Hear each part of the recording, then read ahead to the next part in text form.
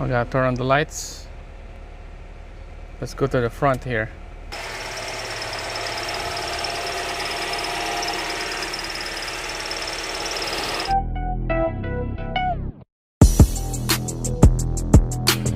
Alright guys, thanks for tuning in. This is the part 2 of this DRL module testing, diagnosing on the Honda Prelude. We are halfway there on our diagnosing. So what we're gonna do next is the number 3. Alright, let's take a look at that. Red and yellow wire. Pretty much check for the voltage to ground.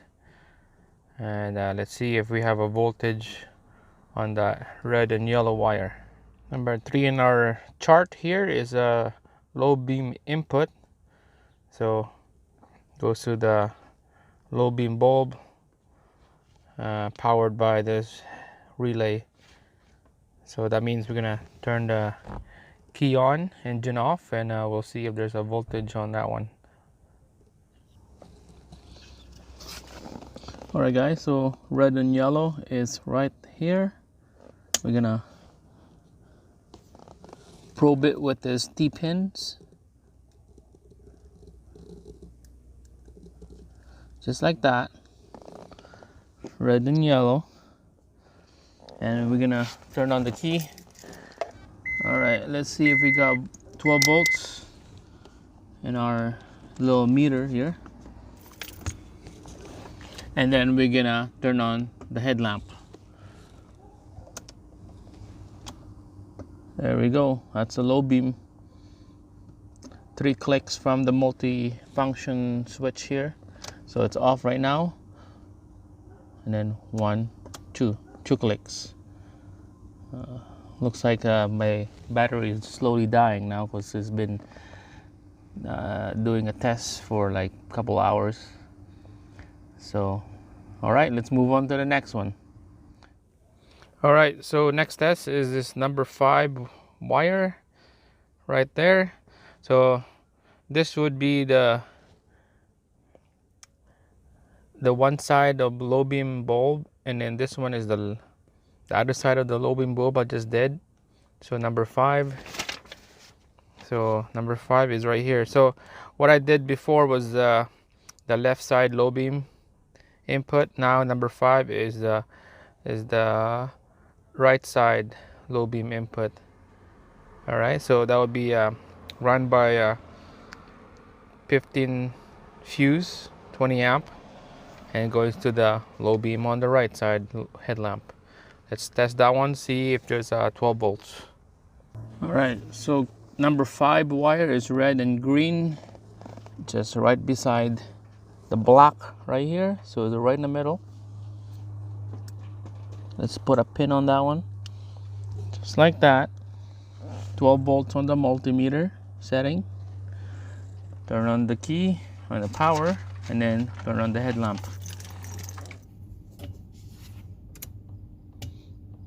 All right, the circuit is confirmed. The test is good. 12 volts. When I turn on the headlamp switch on the low beam, let's move on to the next step. All right, so the next step will be the last 2 right here. 12, number 12, yellow and red wire, ignition switch. So another voltage to ground test. Let's see what this wire will give us a result. And it's number 5 fuse, 7.5 amp on the under the hood fuse block. Let's take a look. All right, so yellow and red, number 12, right over here. This yellow right here, that's the one that we're gonna tap in. Yellow with the oh, that's plain yellow. That's it. So put a T-pin in there, and then we're gonna put this on 12 volts.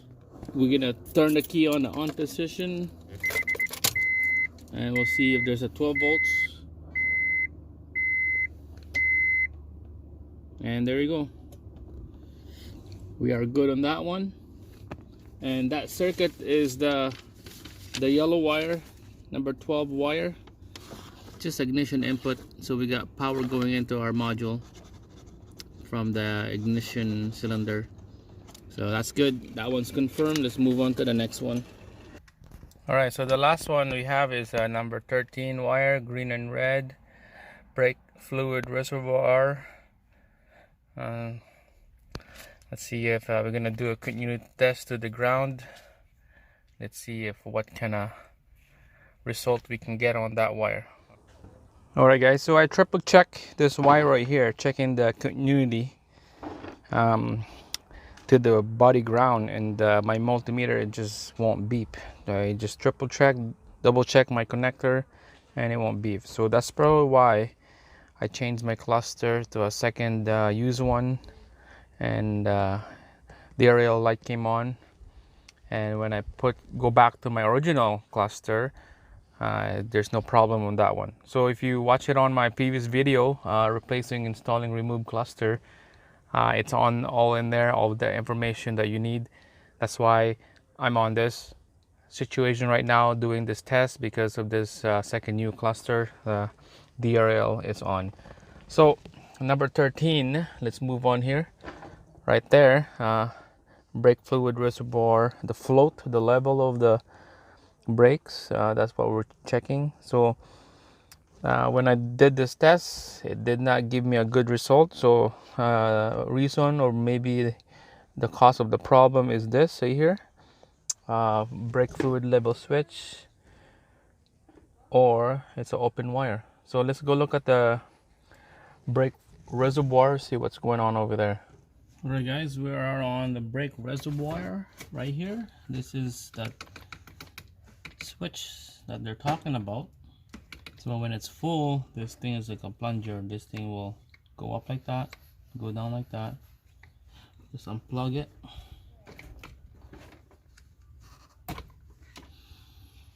Alright, let's do a quick unit test on this. Alright, so one leads on one wire, the other leads on the second wire. So if I touch them together, it will beep like that. So see, it will contact, it will beep.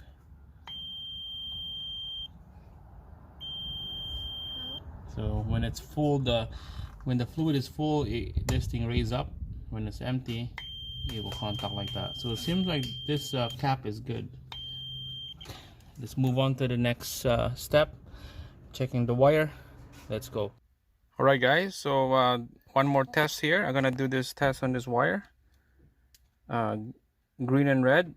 So we're gonna do a test from the DRL connector going to the cluster connector. That each end of wire, I'm gonna do continuity test, see if that wire is good. Right, green and red wire right there, T-pin, green and red, and the end of that wire will be up on the cluster here, green and red on this one. So 1, 2, 3, 4, 5 holes, green and red.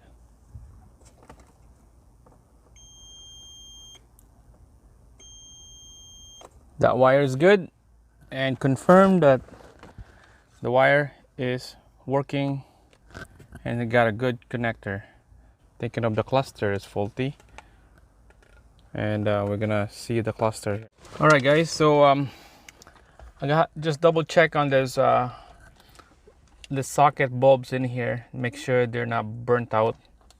Okay, when I took out the connector, the big connector here on the top,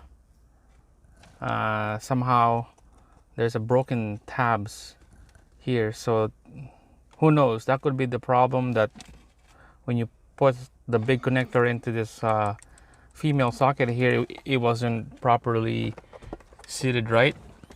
So let's put this back together.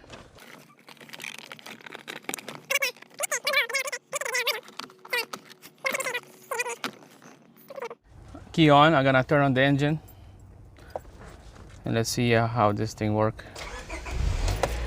Alright, so the DRL light's still on. I'm gonna turn the switch here. That's how it is, it was off. When I go to a low beam, turn it off, go back. This is what happened before.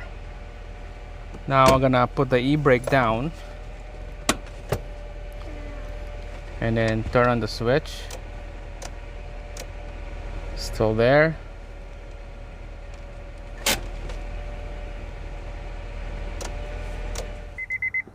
All right, here we go.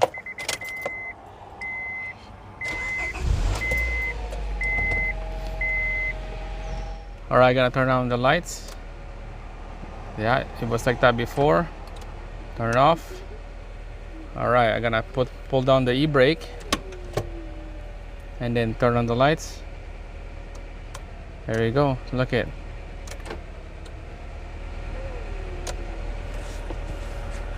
That solved the problem. I gotta turn on the lights. Let's go to the front here.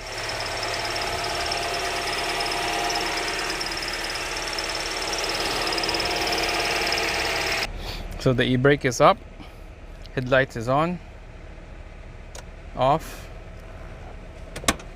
e-brake down. So look at that.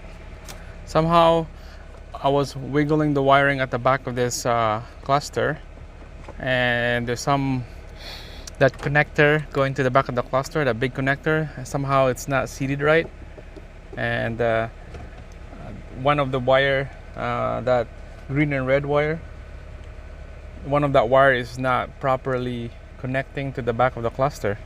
So let's try this again. See, DRL lights. Turn on the engine.